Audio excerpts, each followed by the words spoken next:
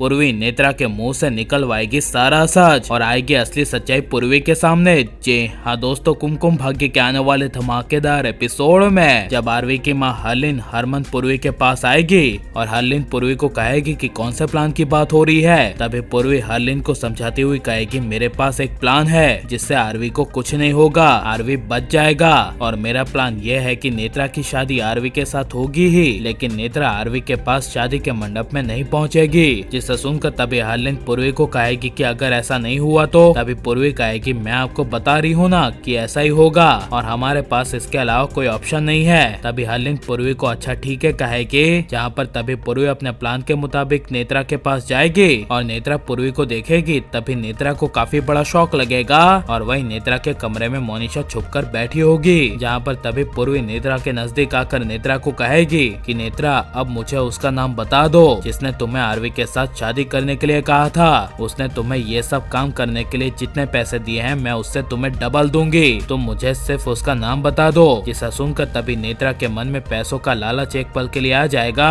और नेत्रा शौक में पूर्वी के सामने देखेगी। लेकिन नेत्रा के कमरे में मोनिशा के छुपे हुए होने की वजह से नेत्रा पूर्वी को मोनिशा का नाम नहीं बता पाएगी, इसलिए घुमाकर नेत्रा पूर्वी को कहेगी कि पूर्वी मैंने तुम्हें कितनी बार कहा है और अब मैं तुम्हें ये आखिरी बार कह रही हूँ कि मुझे कोई भी पैसों का लालच नहीं है।